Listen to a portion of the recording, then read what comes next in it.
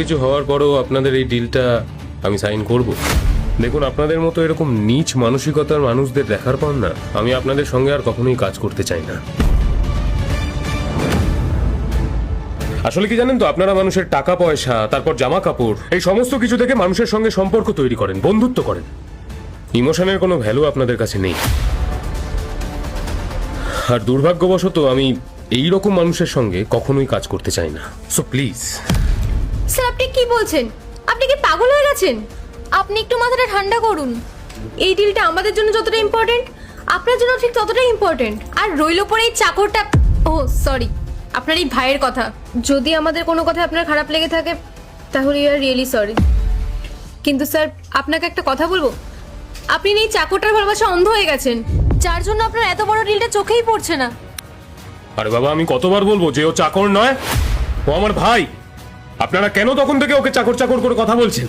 আর দেখুন, আমার কোনো ইচ্ছে নেই আপনাদের সঙ্গে কাজ করার। আপনারা দুজন এক্ষুনি এখান থেকে চলে যেতে পারেন। Please leave. Sir please. Please leave me alone.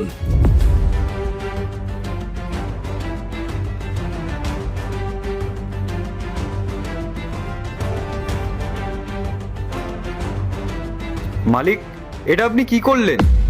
আমার জন্য আপনি নিজের এত বড় ক্ষতি কেন করলেন? আসলে আমারই দোষ। আমার এইভাবে আপনার অফিসে ঢোকাটা একদমই উচিত হয়নি।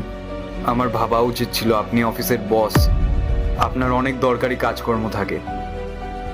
কত বড় বড় মানুষের সাথে আপনি কাজ করেন, সেখানে আমি একটা গরিব চাকর। আমার সত্যিই বোঝা উচিত ছিল। আমার এইভাবে অফিসে আসাটা একদমই উচিত হয়নি। আমি বাড়ি যাচ্ছি। আরে গোপাল, তুই এসব কি বলছিস? আরে তুই আমার ভাই, আমি তোর দাদা। আর তোকে নিয়ে যারা উল্টোপাল্টা কথা বলবে, তোর কি মনে হয় আমি তাদের সাথে কোনো রকম ডিল করব, কাজ করব? দেখ ভাই, তুই কাঁদিস না। তুই তো জানিস আমি তোর চোখের জল সহ্য করতে পারি না। তুই এভাবে কাঁদলে আমি কি আমার খাবারটা খেতে পারবো বল?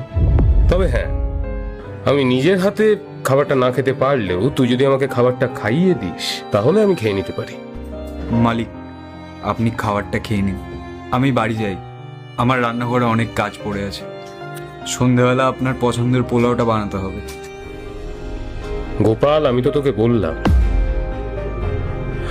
তুই যদি এভাবে মন খারাপ করে থাকিস তাহলে আমি খুশিতে থাকতে পারবো না। দেখ গোপাল, তোর জন্যই আমি আজকে এখানে বসে আছি। তুই আমার যা খেয়াল রাখিস সেরকম খেয়াল আমার আর কেউ রাখতে পারবে না। মালিক, আপনিও না বাচ্চাদের মতো জেদ করেন। চলুন, আপনাকে আমি খাইয়ে দিচ্ছি।